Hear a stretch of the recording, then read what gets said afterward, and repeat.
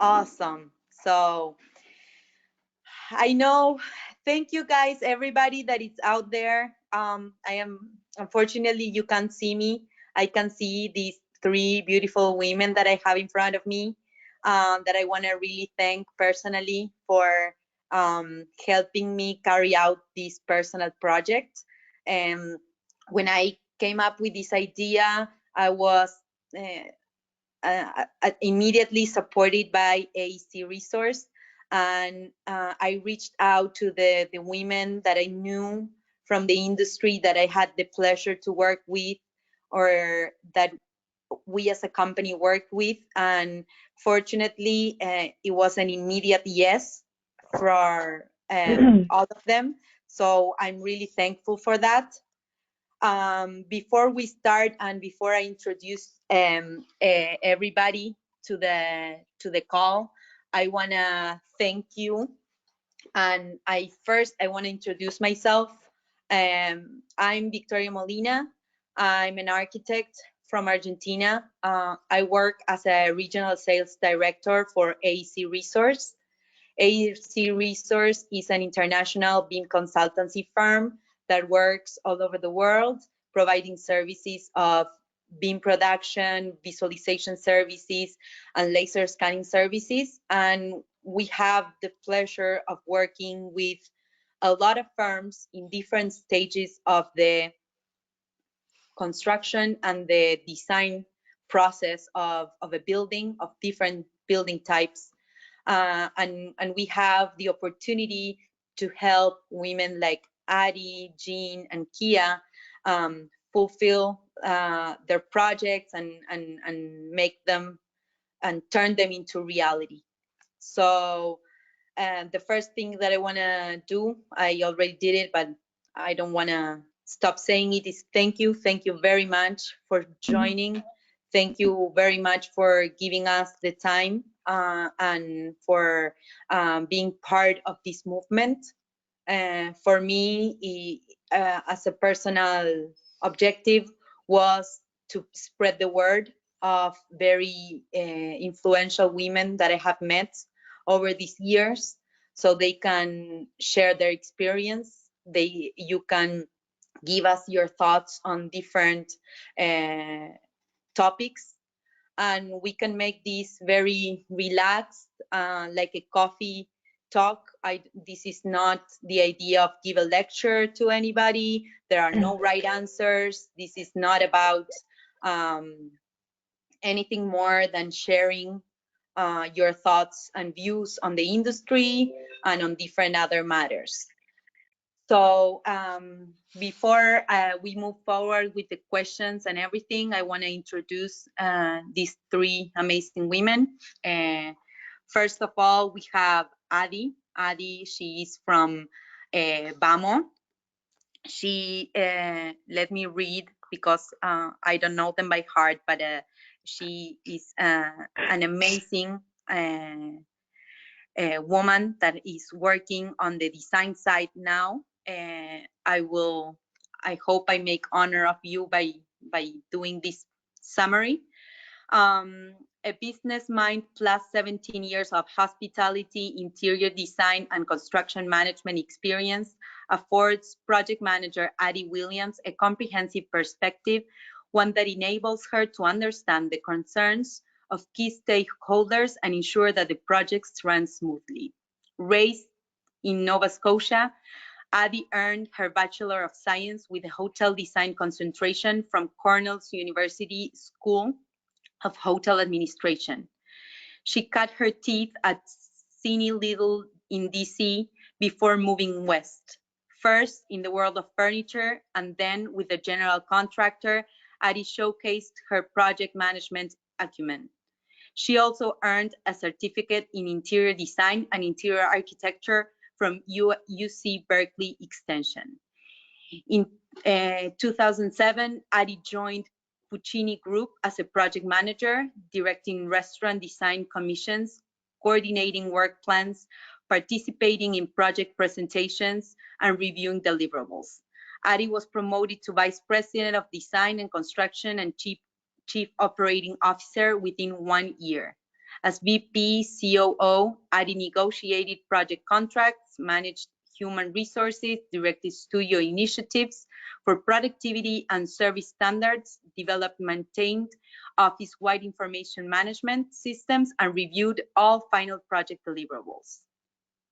So that's her impressive resume. Thank you, Adi, for joining. And she, I believe, has a great insight on the design world, and currently working at BAMO. She sees all the design portion of this AEC industry, which is very good. Thank you, Adi.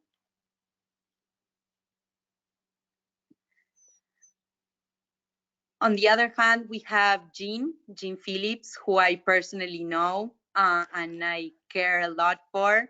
And she was one of the first women that I had the pleasure of knowing at this BIM world when I started working at AEC Resource.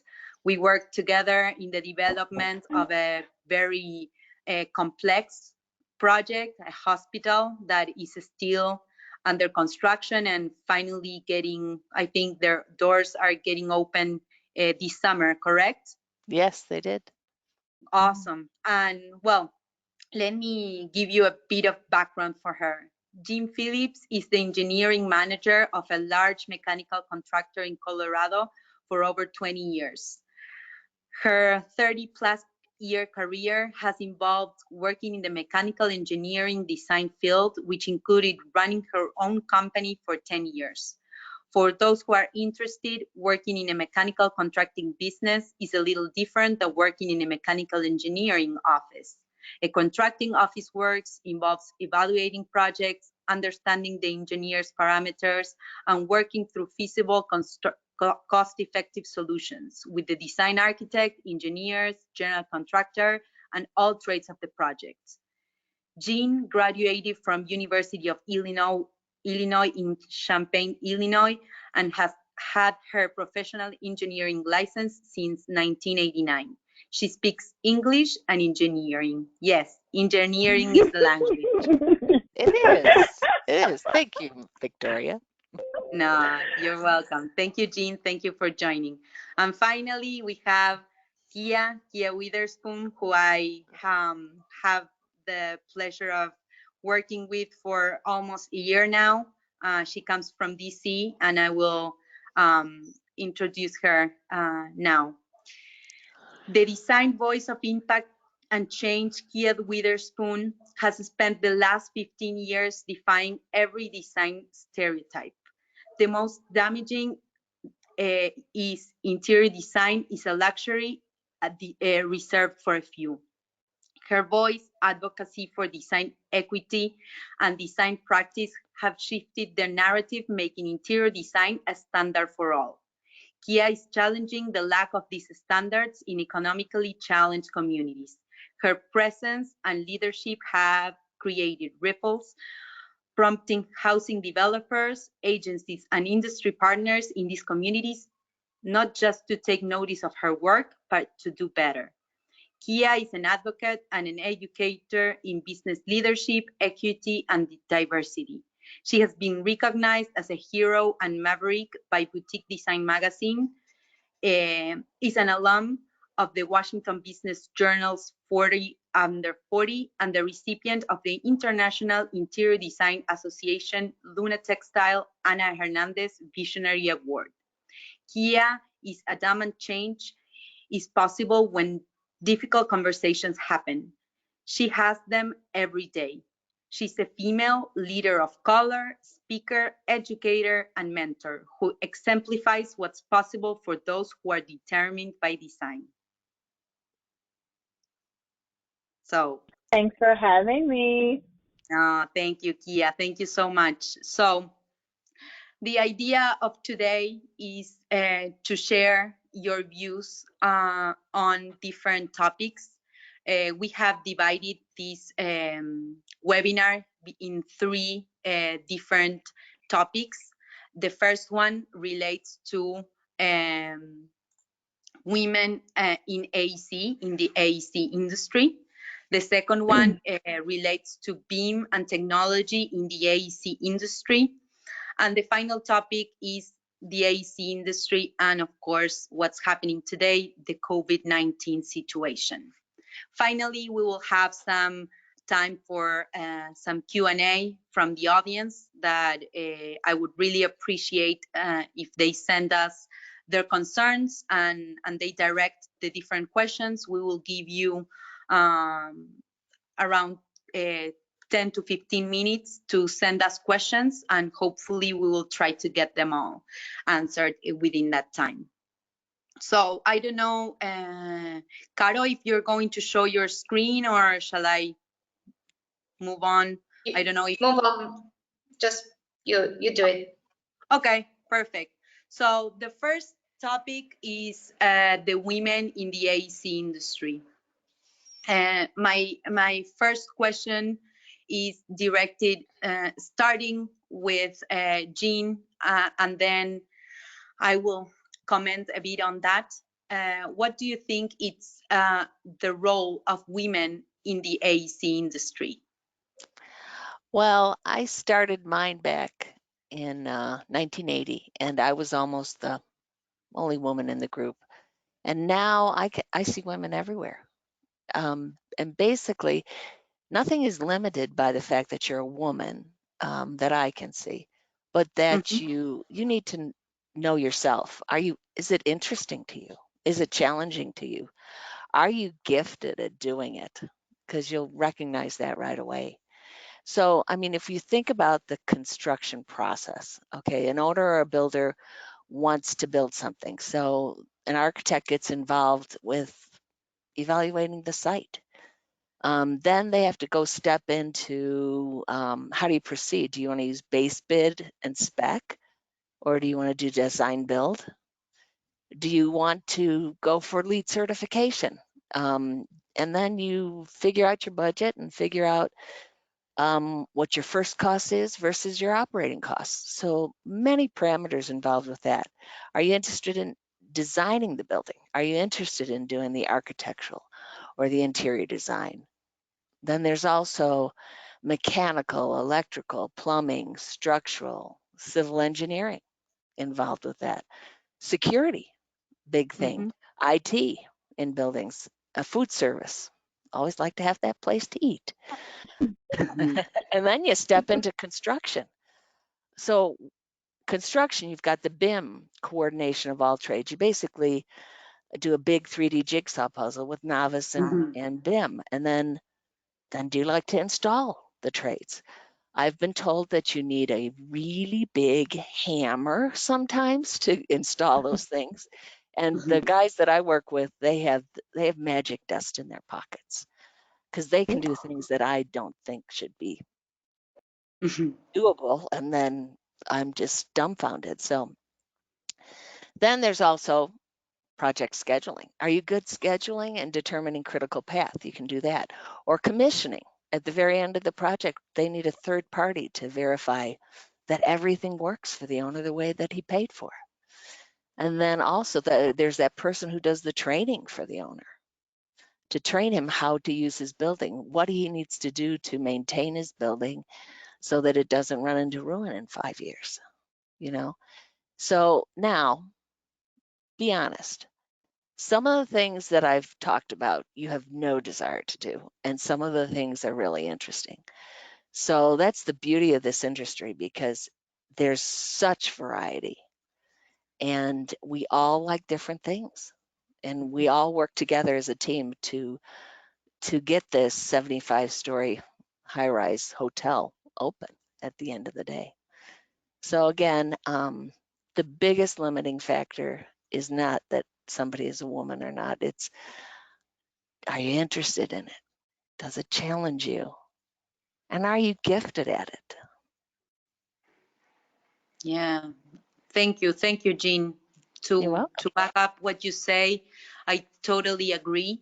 I have had the possibility with this job to work in different stages and in different processes with Kia on the beautiful art of designing interiors and that remind me of my days back in architectural school, where I had the chance of designing spaces and thinking what they could become. And then on the other side, I worked with Eugene as well, trying hard to fight everybody to put my ducts where they needed to be so everything worked.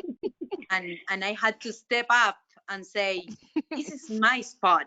And I had to fight against the electrical sub or the plumbing sub or whomever was there. And I had to make my room for my ducts and my pipes, you know? So it has been really amazing. And I believe that in any area of the AEC industry, there is a spot for us. Sometimes the people that we have to interact with are different than others. Sometimes you have to deal more with clients in the front end of a project. Sometimes you have to deal with subcontractors in the back end.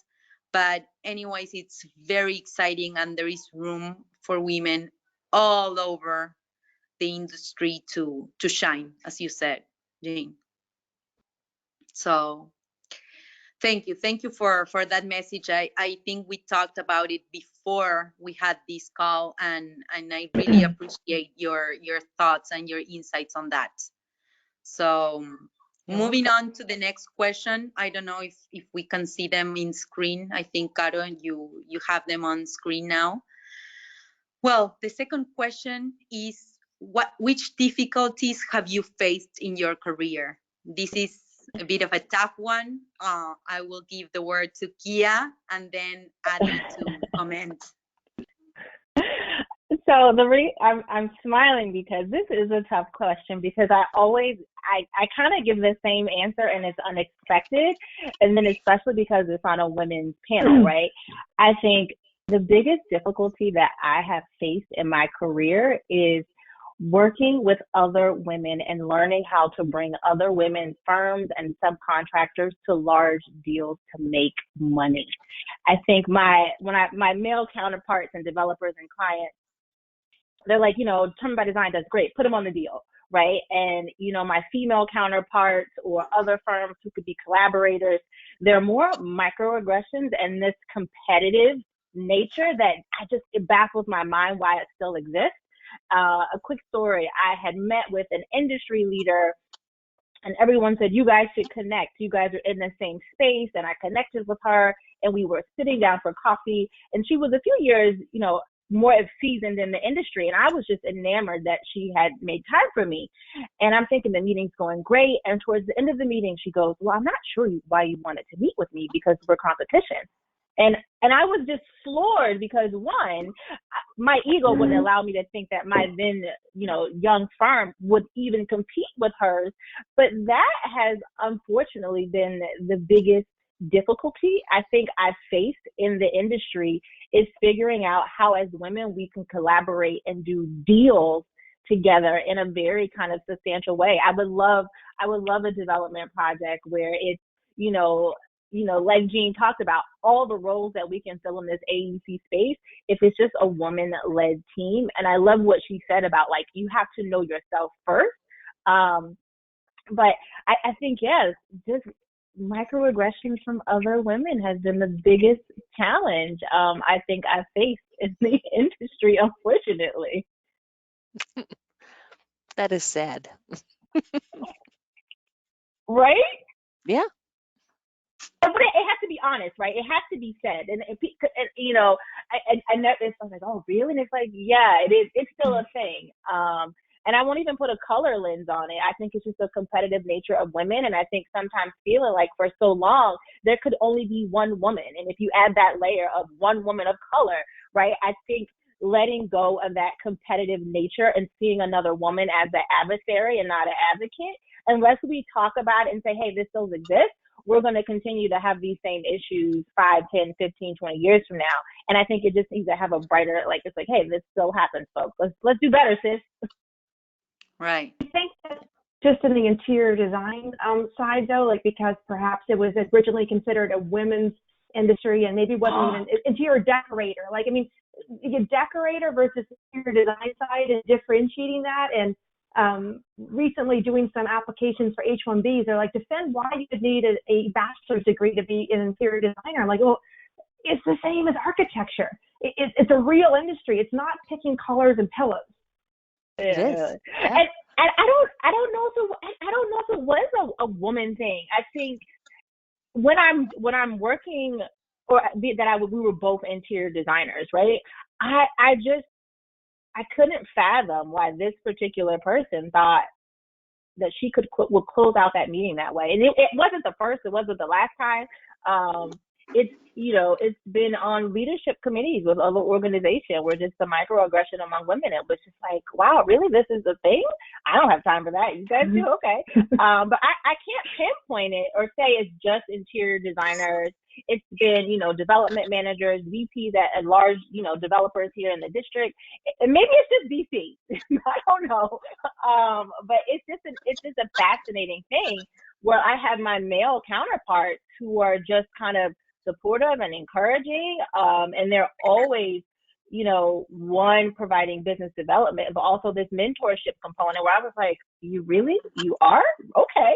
And so it caught me off guard that it's been so, I don't want to say negative with women. It's just surprising that it still exists. Right.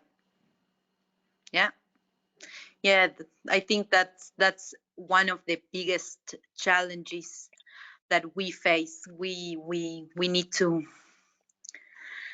let the guard down and work closer together instead of finger pointing. Right. Yeah, definitely. And what do you think, Adi, on your end? What were the difficulties in your career? I feel like the time where I was in construction, so I did 4 years of construction for restaurants in San Francisco, for a small restaurant contractor, and I was a project manager, so I was kind of the boss. And I was young and I was a woman, and being out in the field is not where they were used to women being. So the fact that I showed up, the fact that I was, giving instructions on contracts and schedules, things of that sort. There was the, do we take her seriously? Should we call her boss? Maybe he has a better idea.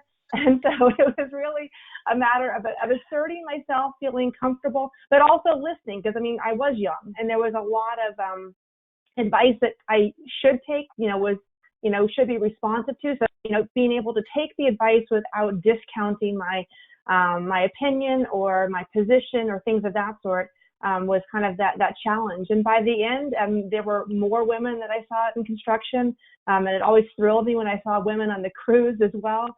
You just have to show up every day, though, and not take, everyone's learning all the time. So don't take offense when somebody perhaps steps sideways the wrong way. Show who you want to be, and people will catch up. If you lead by your example, people will catch up, and they, understand that you have as much to contribute as the male counterparts that came out to the field. Sure. That's totally true. Well, moving on to the next question, this deals a bit with what we are talking about. The question is, how do you deal with sexism in design or construction environments? I will give my 2 cents in this one, and then I will leave it to Kia. My personal experience, one of the biggest challenges that I have to face was back in 2016. I moved to New York. I was running a BIM coordination for a hotel renovation in downtown Manhattan.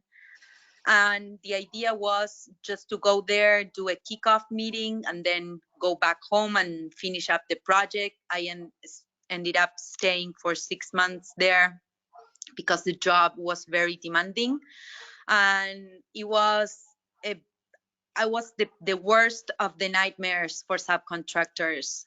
I was young. I was a woman. I was Latin American, and I was bringing beam to the equation.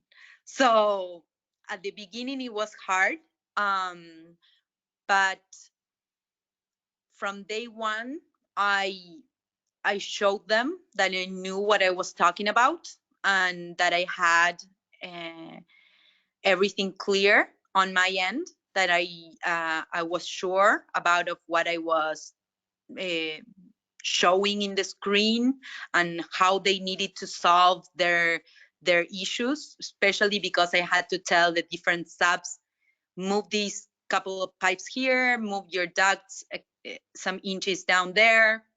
And thank God, it went pretty well. At the beginning, I won't lie to you, I was a bit scared, because I thought all these conditions were going to be a setback. But after the first meeting, when they heard me a bit bossing them around, because that was my job, to tell them what to do, it went perfectly well. And I really got, at the end of the project, we ended up being really close friends. We did a farewell party and all that, and we had a blast. But I think the key to that one, to winning their trust, was to show them that I knew what I was talking about, that I was fully prepared to do my job, and that well, I was just like any other guy or girl in the table. I was just there doing my job. What do you think, Kia, or what is your experience? So I think luckily for me, I have not really, experienced any sexism in working with kind of construction or in design. And I think what I've heard from both Addie and you, Victoria, is that when some of these initial project sites, like, you were considered young, right? And I walk into that environment quite a bit. I'm perceived younger than what I am, gift and a curse. But to Addie's point, right? You have 2 ears and 1 mouth for a reason.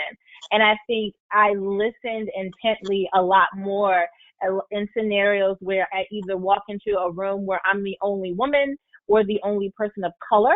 I think approaching those kind of scenarios from a listen first standpoint, not just speaking for the sake of speaking to be seen, I think that's what helped me kind of balance avoiding any kind of sexist or discriminatory experiences.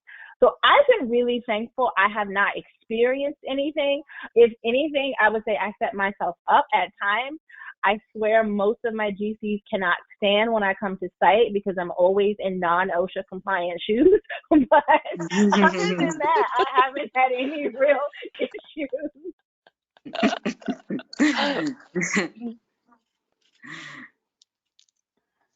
What about you, Jean, and your experience? Because in the tough world of contracting, have you ever experienced any sexism?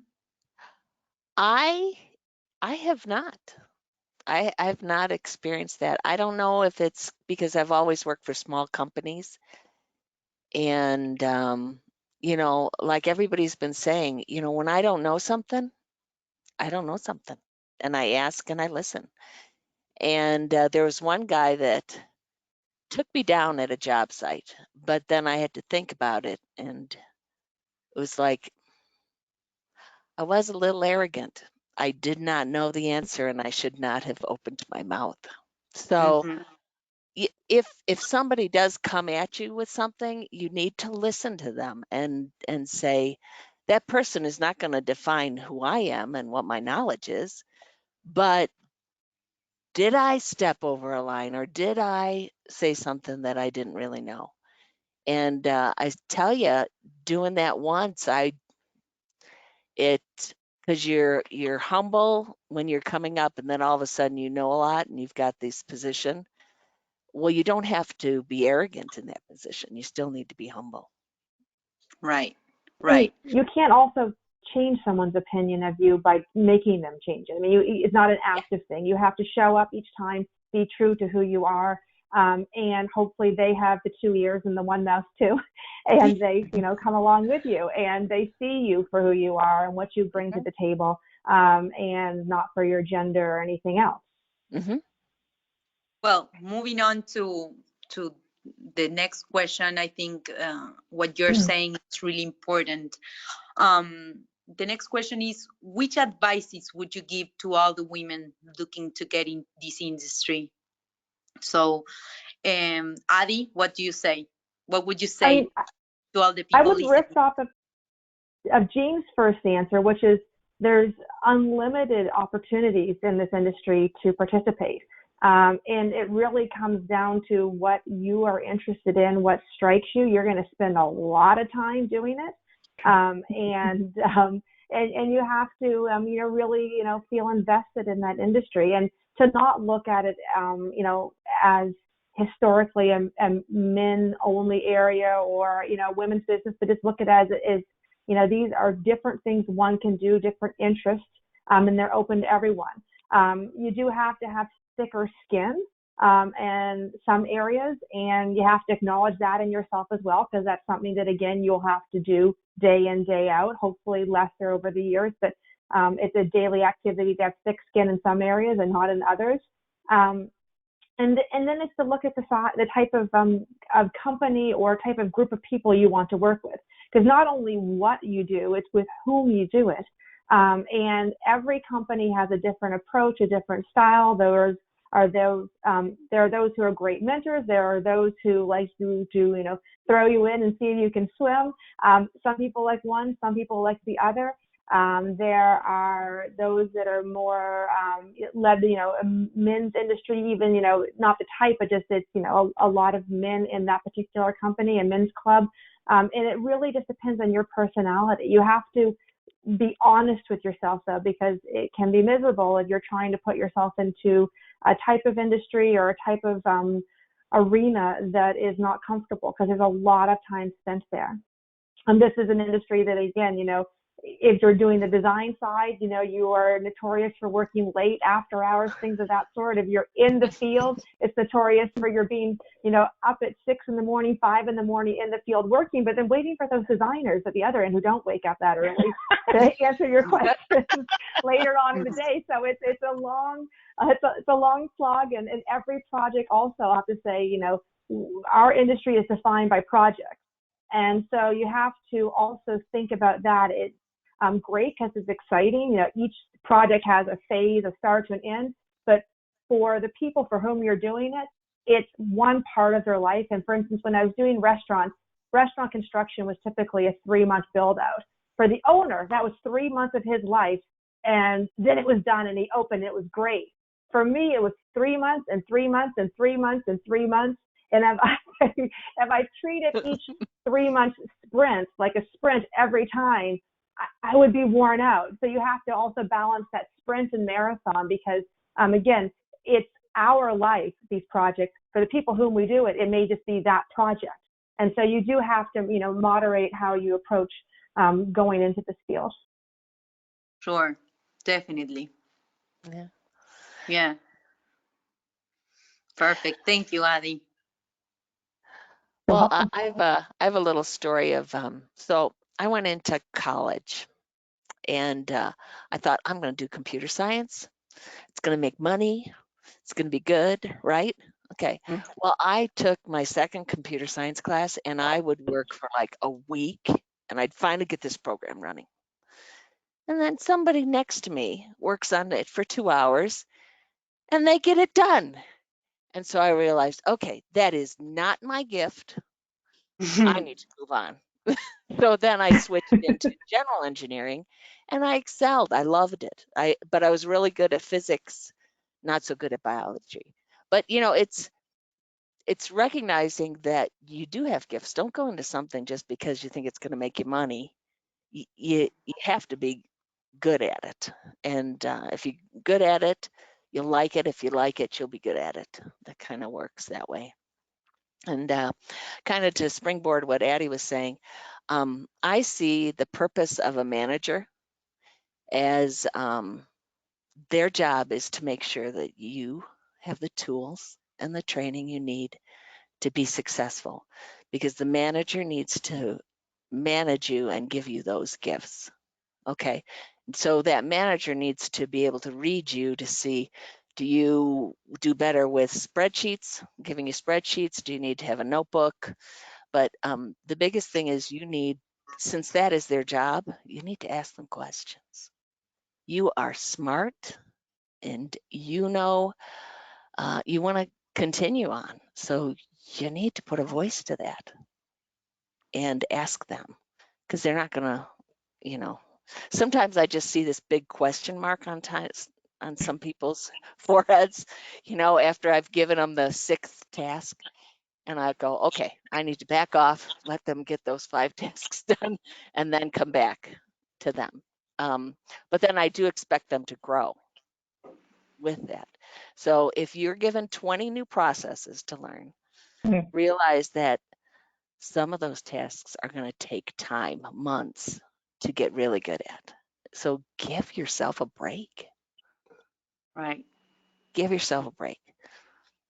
You're smart and you'll get there. Thank you, Jean. Yeah, great advice, really. I like that. Well, moving to the second topic of today's webinar, I thought it would be interesting to discuss the role of technology and, well, BIM and the different technologies, not only BIM, that have an impact on the AEC industry, and how do these technologies affect your day-to-day life? How do you think this came to our work to make it better or faster or more efficient? So the first question would be for Jean. So what role does BIM and technology take on the AEC world? What is your thought on that? Well, I actually started doing BIM when it was still 2D and I was drawing in pencils. So back in 1988, Cobb hired me because, frankly, they were having too many plane wrecks go into the dumpsters because the ducts would not fit in the site. So they hired me and I just did it all with 2D and numbers and all that.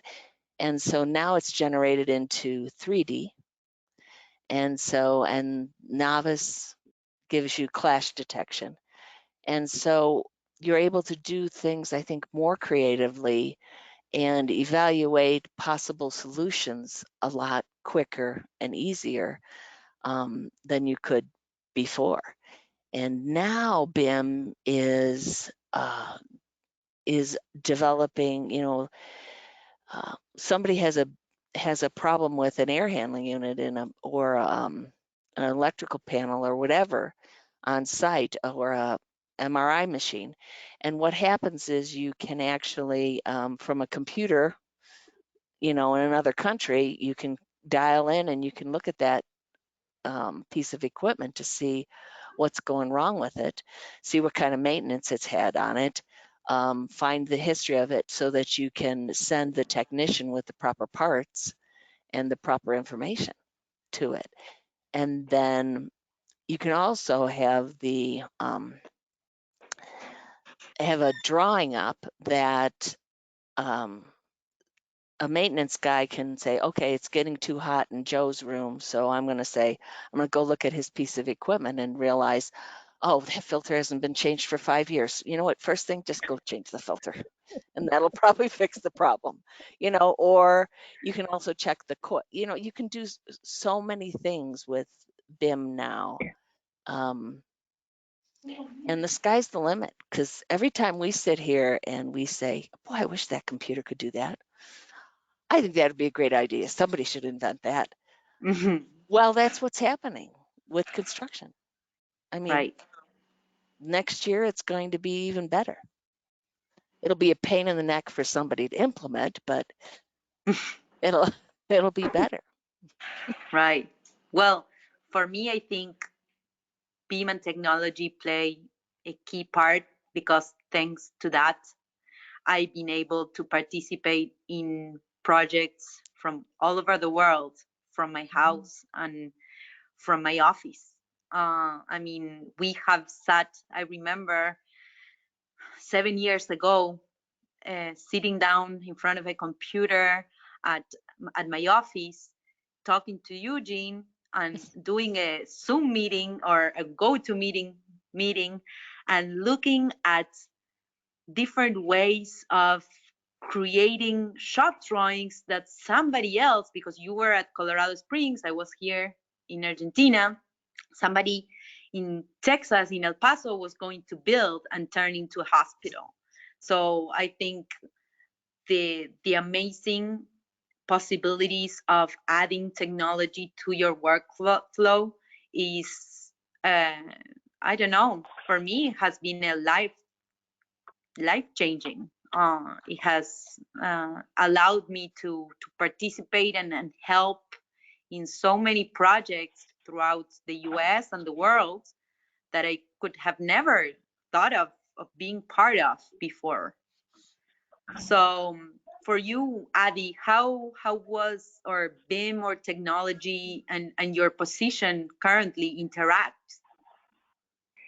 So I help out, I mean, initially on doing proposals. So part of the BIM technology factor there is what part or how is the client's request impacting our proposal? Are there new elements or different elements that they need us to include?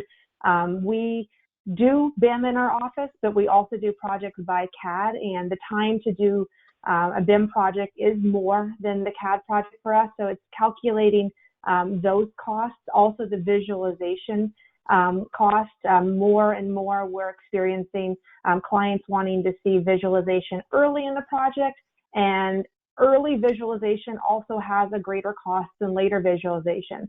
Trying to design and visualize at the same time versus design and then show them what it looks like. So those are impacts that are on the contract side, which then of course cost equals schedule and time, and it works into the scheduling of the project and the time and the resource allocations. So again, who knows what program, are these new programs to us that we have to use, or just a certain technique that we need to use, and making sure that we have the resources available to do it and to do it within the time frame. And again, to make sure that the design keeps on going. And then there's the hardware side. Do you have the technology, the hardware to support it? We keep on buying computers, and the computers keep on getting bigger, and the programs keep on getting bigger. And some computers that we thought were so great 2 or 3 years ago, now we're finding they struggle with the size of some of our models. And so, or the monitors and the video cards. So all of these things, trying to find a way to support the technology is all part of what I do get involved in our office.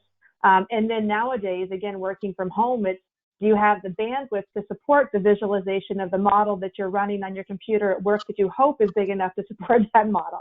So it gets into the bandwidth issues and resources and monitors. Our staff, initially we put in double monitors a few years ago. I can't remember when, but the first reaction was, God, this looks awful. There's monitors everywhere. You can't see everyone. And now people are crying, at home. We're like, God, I want my second monitor. I'm like, well, we can bring it to you. We can get you your second monitor back because it's so important to doing one's work. I mean, it's so much is on the computer, and your reference imaging and your programs are all running together as one. It's the reason why we're all, being able to work from home during this stage. But it's something that you have to keep on planning for. There's never a fast enough computer. Yeah. Never fast enough. Never fast enough internet either. That's no. True. Mm-hmm. Tell me about it. I'm here with my cell phone trying for the phone not to die. So moving on to the next question. What contribution do these new technologies make in architecture and construction? What do you think are the benefits of using this technology? Eugene, give us your opinion, and then Kia can comment on it. Okay. Well, what I'd say is Cobb uses BIM and Novice, AutoCAD and Novice hugely, and they're very skilled at it. So what we do is primarily used for spatial coordination. Will this fit? Oh gosh, you don't want to go and ask the architect to lower the ceiling, or move the light. That is like sacred. But when they Murder. but when they put the steel 6 inches above the ceiling, and we got to put a 12-inch duct, it's like, then they're thinking beam pen, go through the beam. So it's just working with everybody and understanding where everybody is coming from and respecting everybody's space, and then we have to come back to the reality of it. Okay, so what are our options, and what's the one that's going to work the best for the owner, for what the owner wants. Right. So that's what we got to do. And then I kind of hinted and talked about how, you can, the different levels of BIM coordination, you can actually give the owner a set of drawing that they can just click on it, and then they can get, when they last changed the filter on it. And then you can also have alarms on it so that they know that, okay, it's been 6 months, go change all your filters or do whatever you need to do, or just kind of like you can water the plants, that succulent needs to be watered every 6 months. You can do anything with those now, and it's being developed. So. Right. What about you, Yes, Kia? Jean, you never want to lower our ceilings. Don't ever do that. We don't. So I think closets are go ahead, okay Jean. though. Closet ceilings Yes, can lower. we do that. We do like 8'6" closets, mechanical, like truncated all over there. It never fails that is always the case, but we try. But I think for me, I'm on the kind of the flip side. I'm a smaller practice, which is intentional, and we do a lot of interior. So a great deal of our work is still in AutoCAD. Because I think, to Addie's point, right, there's always a new program, there's always a new computer or something and or system. So again, shameless but not so shameless plug, I think for us, that's when it's more advantageous to utilize companies like AEC, right?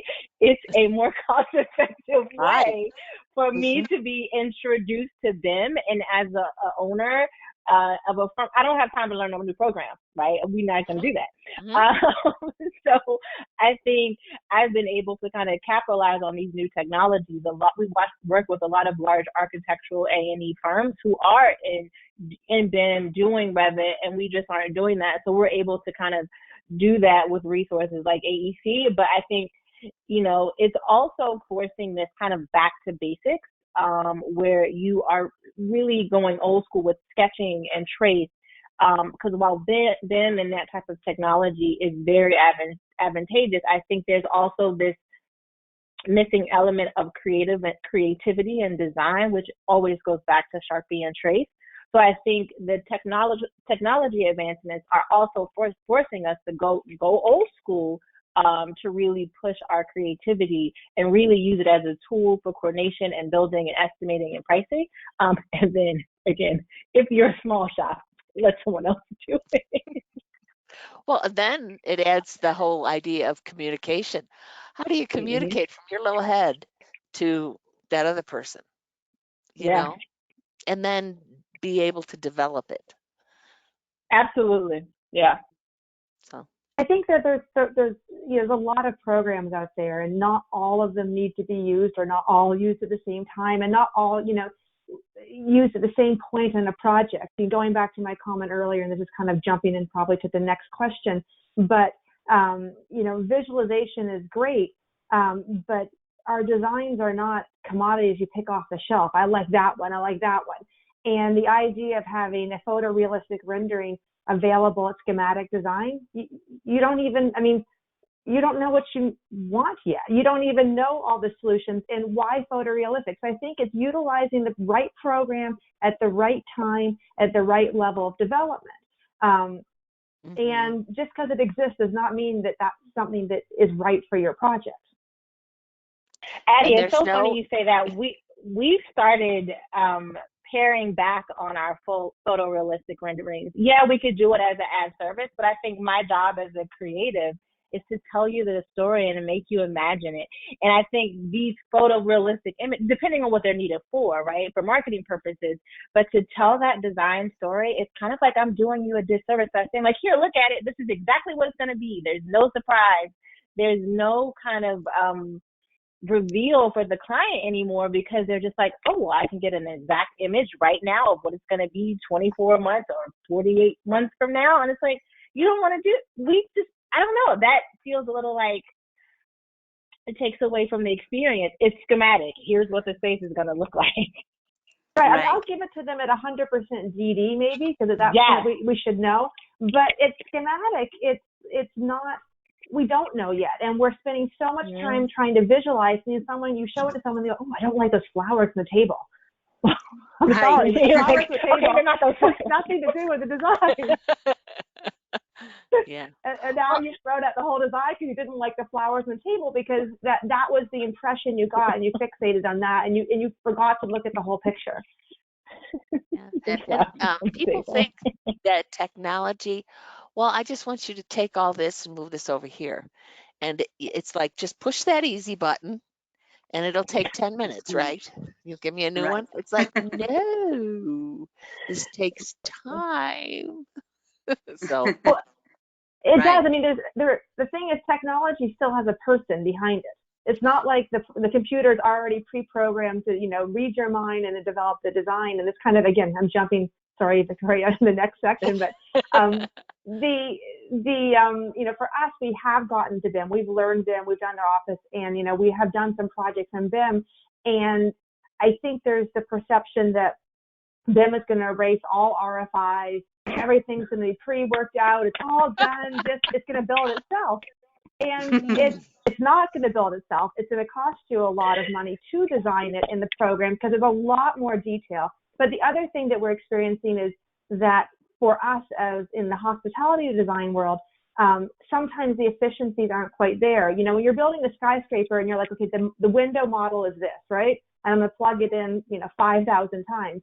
But in a hotel where it's, a boutique hotel, and every door is different and every whatever's different, I have to model everything, and you're not getting the same efficiencies.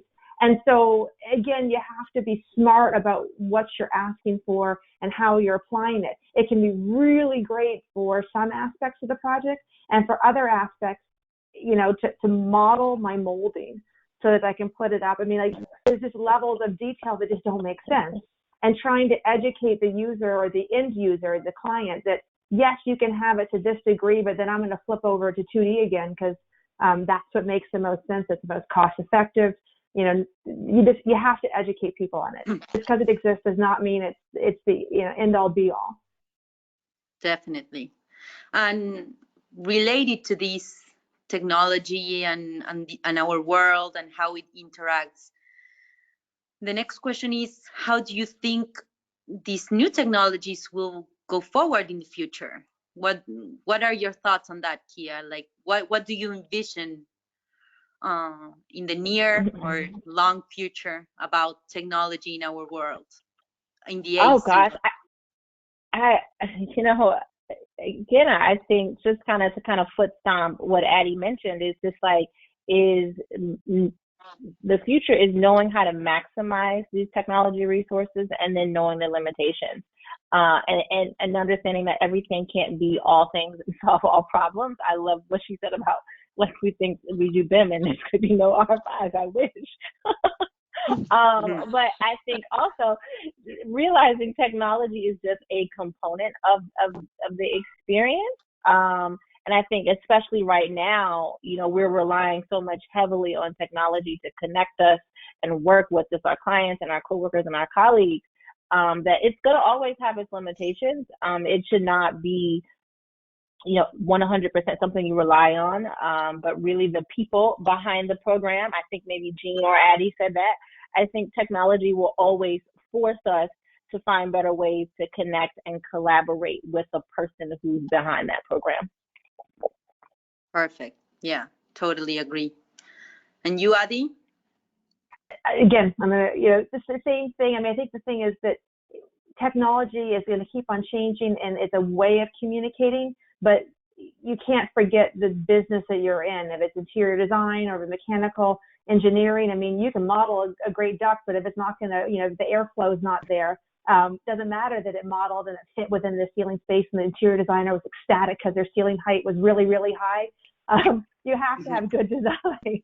And I think the good practice is what we all got into our respective business for. We need to continue to advocate for that. The technology is just a way of communicating it that will continue to evolve, and there'll be a newer, trendier, whatever way to do it, and we'll continue to roll that so that people are all working on similar platforms. But I hope that technology does not get in the way of what the individual design is, which is you have to really think through these designs. If you don't, no matter how you model or visualize it, it's not going to be good. Mm-hmm. Definitely. Well, thank you, girls, because I believe your insights on technology. I have a very close relationship to it, but it's great to hear out from different stages and the different sides of a project, on the design or on the construction side. So thank you very much for your insights. Moving on to the final topic, I believe this is something that we are all a bit concerned about because it has changed completely our lives, which is COVID. This is something that not even in my wildest dreams I would have thought it was going to happen, and it was going to happen worldwide. I mean, one of you is in San Francisco, Eugene are in Colorado, Kia in Washington, I'm in Argentina, and we are all facing this same crazy situation. So the first question is, what do you think are the related to the technology, are the technological advantages that the AEC industry has in this crisis time? So my 2 cents on these are, I believe that a lot of things can be done and improved while staying at home because of the power of communicating and being able to share thoughts and designs between different stakeholders. So the availability of creating virtual buildings and seeing what they are going to look like and solving the issues before getting on site, and being able to capture all the issues that may arise when being on site, or the design flaws that need to be captured before the contractors are putting everything up. I think it's a great advantage. What do you think, Adi?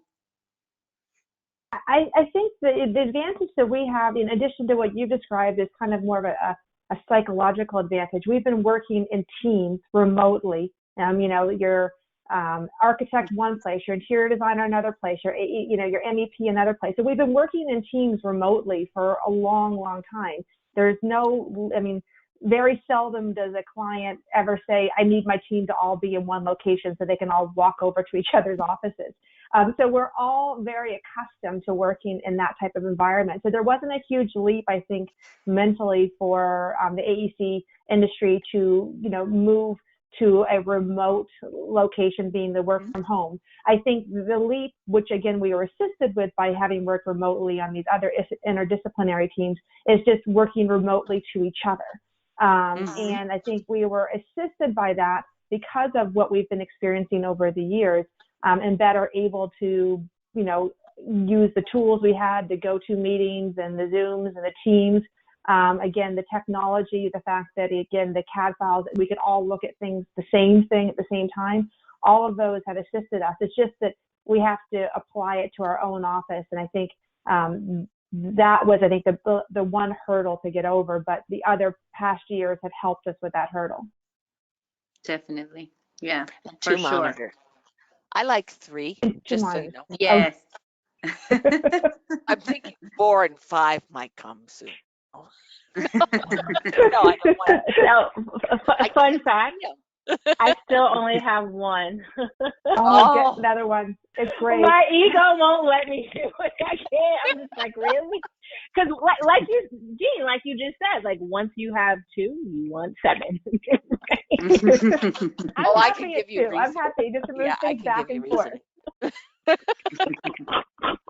I have AutoCAD and BIM and email. See, I'm not doing the actual CAD or BIM work, so then I just need my email and my other. So There you go. Yeah, true. And Jean, the next question is, which tools are being used to create new opportunities? What do you think we are doing on our end in the AEC to create new opportunities in this crisis? I think life just makes the opportunity. Somebody sits there and say, I wish that it could do that, because then it would get me closer to that easy button. Or you know, and as far as COVID, when I start thinking about COVID, I think of, from the engineering aspect, what's going to happen is mechanical systems are going to change, you know, because a mechanical system, you go through a heating coil, you go through a cooling coil, then you send the air out, and it goes all the way to hundreds of offices, and then it comes back, and then it gets filtered, right? And then it goes and it does the same thing. Well, that filtration that gets done in, say, a hospital OR room is much more extensive than it is in a regular office building. So I see these the mechanical systems changing, and I see the design changing, and I can just see. I don't know if anybody's watched Apollo 13, but there was a crisis, and so the guy said, "Okay, we need oxygen, and this is everything." He throws it on the table and says, "This is everything they have. Now we need to make an air cleaner." And some of the people are just like, they just grab it and they go. And so life made us, you know, figure this out. Like, I think it's also going to change interiors. I think washability and fabrics. I mean, everything about construction is going to change over the next Yeah. over the next year. Yeah. Yeah, well, that relates a lot to the next question, and I want to hear, Kia, your opinion on that, on how do you think this COVID will reshape the world and our AEC industry, a bit related to what Jean mentioned. What do you think on your end? How will this affect us? Because this is not something that will happen and then go back to normal. Like, what's normal? What's going to be the new normal? So it's funny that you mentioned that. Jean mentioned specifically like washability of fabrics and materials. So 90% of our work is in affordable and low income housing in economically challenged communities. And a lot of the conversation that we hear, again, it's not going to sound pretty. It's like, you know, these people, they'll tear it up. So it already needs to be top of the line, durability, maintenance, cleanability. So we deal with that on all of our projects, especially in the multifamily and affordable housing space. I think where the change that we will see is this possible knee-jerk reaction, right? Expand, spread people out, when we should probably be thinking about people might want to gather more intimately now, and not spread apart because they have been so disconnected. So I think our job as creatives is to look at it from both and, not either or, as the right kind of course of action, but also be thinking about demographics and market segments and really shining a light on how were people quarantined? What was that experience like for them? And what needs to change? God forbid something like this happens again, so people can quarantine in a more elevated, safe, and dignified spaces. I cringe now thinking about, residents in dismal, affordable, low-income housing in ghettos being quarantined to those severely just disenfranchised environments. That's what I start to think. That's how we can reshape the AEC industry, is creating more equal, dignified spaces for people to gather in, no matter what their socioeconomic background. Because I think what we've repeatedly heard is the communities most affected by COVID are these disenfranchised, low-income communities of color. So what do those spaces look like? Those retail spaces and pre or gentrifying communities, what do those spaces look like? What will they look like in the future? And how will we as the AEC community advocate for better design outcomes? Definitely. Yeah. Yeah. Totally agree with you on that. Well, coming to the last question, and then opening up a few minutes for the audience to ask questions. The question is, what do you think our role should be facing this crisis? What can we do from our place? What do you think, Adi?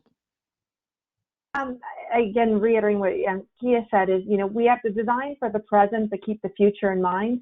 This is a new present that we are encountering, one that we haven't encountered before. But the future is going to continue to move forward. And so we need to account for this, but keep things advancing, so that, what we produce has longevity, has layers, has versatility.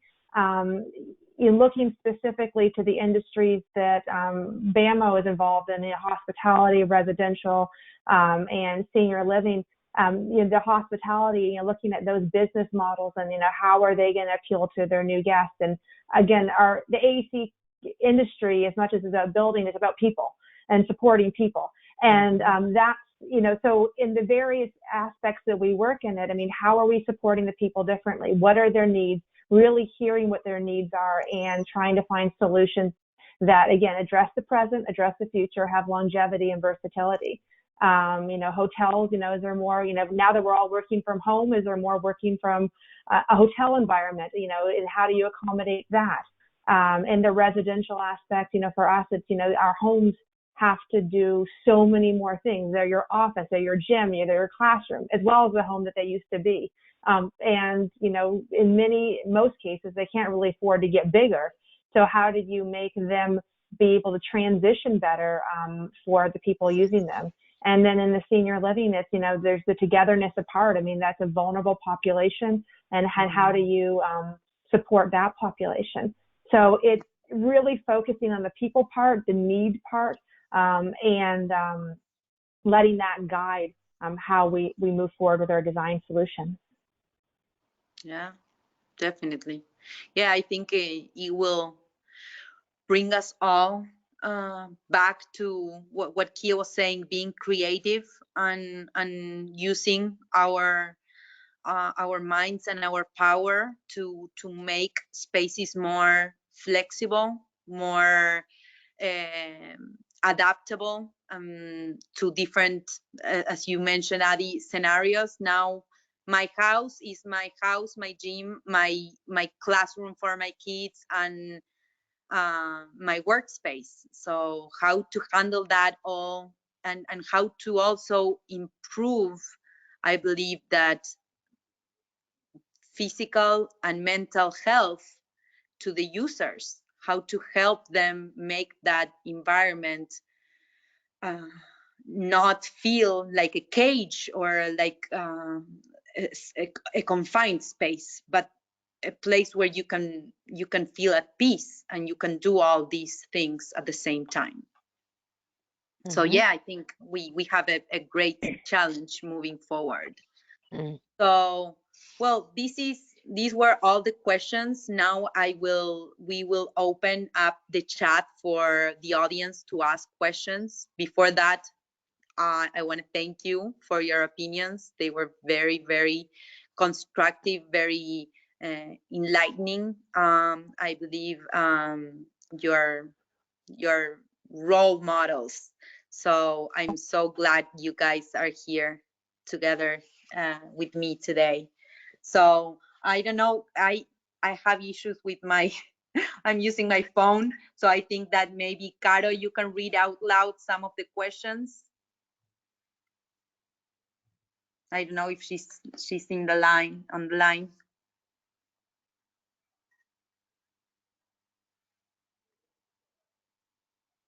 Are you there, Caro? I don't know. this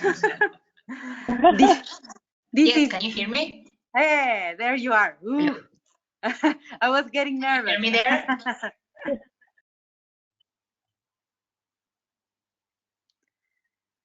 Yeah, we can Just hear give me you. a second and I will read the first question.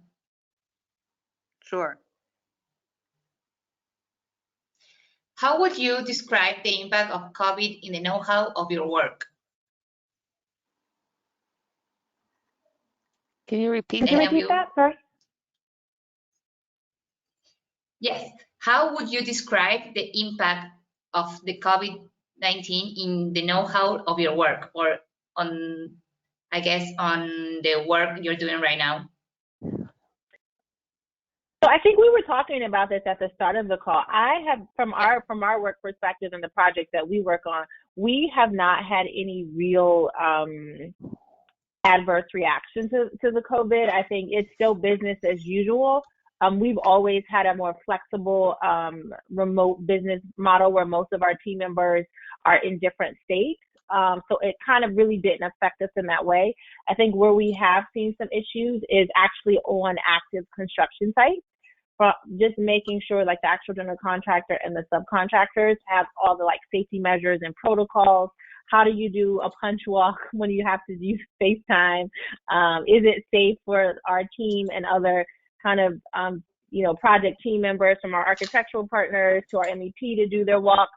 So those are the challenges that we face as a company. But otherwise, we've been, thankfully, knock on wood, fairly unaffected.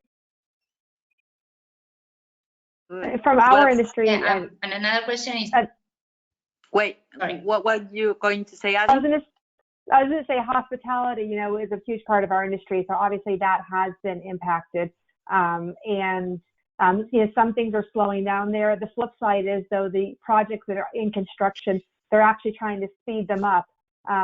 Taking this window of downtime where they might originally phase a renovation, they're now trying to, they've closed the whole resort. Let's get it all done now. So that's been a challenge because while they're speeding things up, the rest of the world is still not moving quickly. Right. And I have another question here. Do you believe that some of the AEC job positions are hard for women to get just because they're women? I'd have to say, from a mechanical aspect, I never felt like I was going to, back in 1982 when I started, I didn't experience any problem with the fact that I was a woman. They were just really excited that I knew I came out of college knowing nothing. They were like, oh, this is somebody who knows they need to learn this. So, and I really didn't experience that. I think it's different when you're working for the man who's signing your check. I think bigger companies, you may have more of a hard role to break through. But Absolutely, yeah. And Gina, I I think you second that. mentioned that earlier. I think you mentioned earlier in the call. I think it depends on the size of firm you work for. And I think maybe we've had these kind of atypical experience of not really experiencing any sexism, because I predominantly work for smaller companies for most of my career. I am a small firm. So I think, if there's a role that you want and you feel like it might be a challenge to get that role because you are a woman, then don't don't look for a role in a larger company. Look for a company that is a small to mid-sized firm that show a lot of kind of diversity in their team, both gender and ethnicity. Do a little bit of research. And if it is a firm that you really are interested in, you see they don't have a lot of women in design and or leadership positions, then really make it a point to lead with, hey, I'm a woman. I see you're lacking that type of diversity in your firm. I would love to help you kind of change that narrative. And then I also have this experience, the know-how, the knowledge, and the expertise to also be an advocate for your business. Okay, I have another one here. Sorry. Can I Abby. add one comment? I will also say that the absence of women in a particular company or an industry does not necessarily mean there's a sexism or an exclusion. Some of these businesses, have maybe historically not had as many women, and by that nature, women have shied away from it. So it's almost like it's this, it's a cycle. And so I would say that because they're not there does not mean they're not excited to have, a woman join their organization. It's just that they haven't had many people knocking on their doors. So knock on the door. Skilled people knocking on their doors. People that have the qualifications they're looking for. Yes. But how do you get those qualifications? You have to get the job. So smaller companies are a better place to get training. There's another question here. What suggestion or advice will you give my daughter in her teens if she is interested in being part of this industry? Go for it. Find a mentor. Find multiple mentors early. Request shadow days, even early. Get as much exposure as you can in the plethora of kind of career opportunities and or segments of the AEC community. I would say as well that, as academic as some parts of this industry are, the work experience, internships are the most valuable thing. I will look at where someone went to school and go, okay, that's interesting. But then I look more at where they've interned, because where they've interned and what they've done in their internship really speaks to what they're able to do as an entry-level person coming into as an employee. So internships are key. And before that, it's shadowing to even know that you want to do it. University's expensive. Test it out as much as you can. And even in grammar school, there's engineering weeks or whatever, and find out when the National Engineering Week is, and then go to your principal and say, this is National Engineering Week.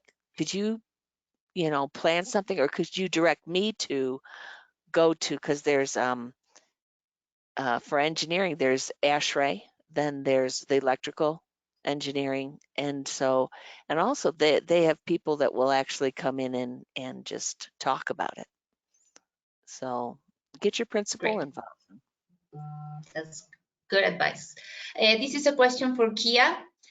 Regarding what you mentioned about the conflict with other women on the field, do you think it is more related to the interior design discipline than the other areas? Or do you think that it's necessary to have a particular personality to succeed in the field? I do not think it's specific to the interior design field, because one, I engage with, women from all facets of the AEC community, from development to finance to banking, all the way down to the general contractor. And I still constantly sometimes see these kind of microaggressions between other women. So I don't think it's specific to interior design. I do think, I don't think you have to have a specific type of personality. I think, to Jean's point earlier, you just got to know yourself, and not take anything personal in a professional sense, right? I think while these microaggressions, they're noticeable, at the end of the day, I know myself, I know my craft and my market segment inside and out. So I'm going to advance regardless of the microaggressions that may or may not hopefully stop existing among women. But I just think it's know yourself, know your mission, what you're working towards, and what you enjoy, and you'll kind of surpass these things. And then you do the exact opposite, right? I think one of the questions was, what advice would you give to all the women looking to get an AEC, right? If you're in the AEC industry, you should be mentoring another woman, right? A young woman, all the way down to elementary grade school. I think that's how we get past some of these hurdles, through mentorship, and bringing other women along with us. Thank you for Great. that, Kia. Wait, I have a new question here. What do you think about the skills that are most important at the new normal in the AEC industry?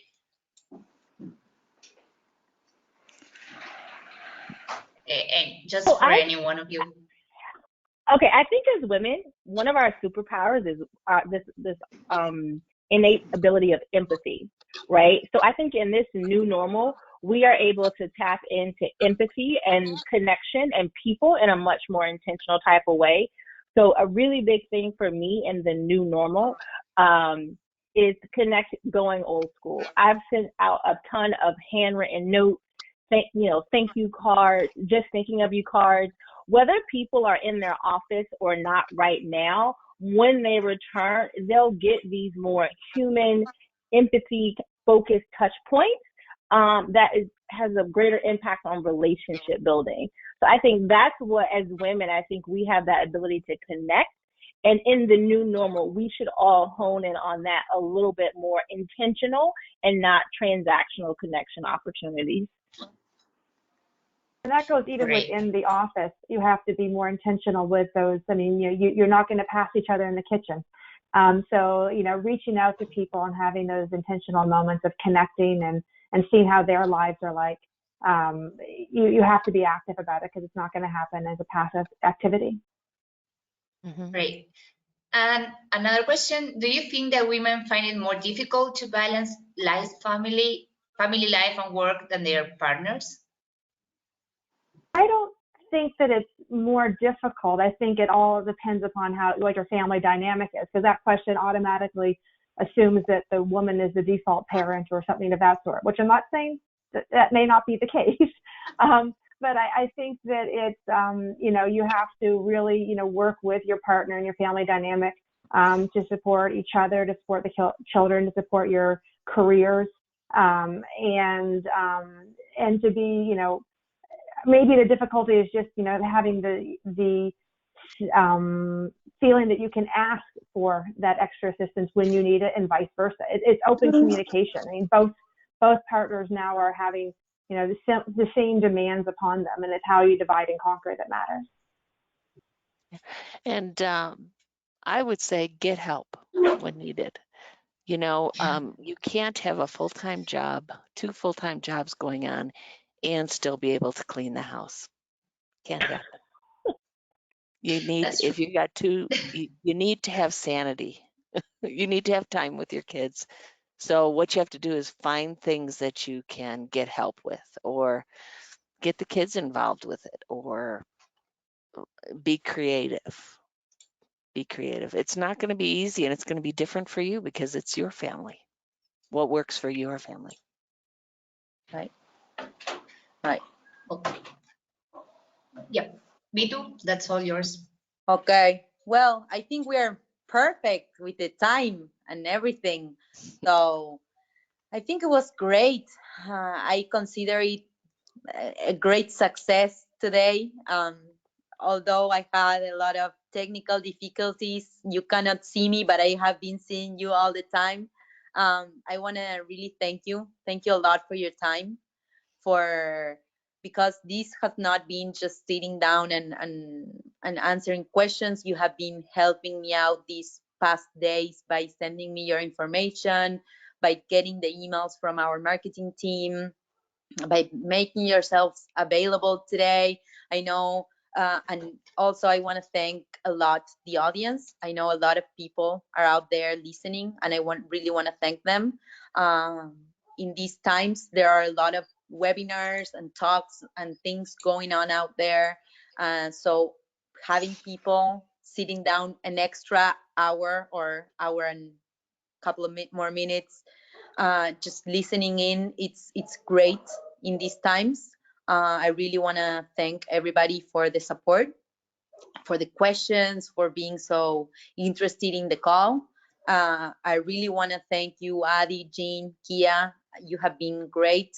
I really appreciate all your comments. I think we can get so many good advices from what you just said. I think it was very inspiring for everybody hearing out. So thank you for making my dream come true, for making this possible, for allowing me to have you in the same room, getting to know each other from different areas of the US and from me on the other side of the world. I hope this is one of many more to come. Thank you so much. Thank you for the marketing team also for making this possible. I know it's a lot of effort and a lot of hours put into this, so everything worked perfectly, but my internet. And I want to invite you all. Next week we are doing the same thing for Latin America with women from all over Latin America and Spain. So it's going to be interesting. I invite all the audience to join us. I don't know, we won't have subtitles, but I will make sure I translate them to you afterwards. So thank you very much, girls. Thank you for joining, and Thank well, you. stay Thank safe, you. okay? Bye. Have a good one. Bye. Bye-bye. You too. Thank Bye. you. Bye-bye. Bye.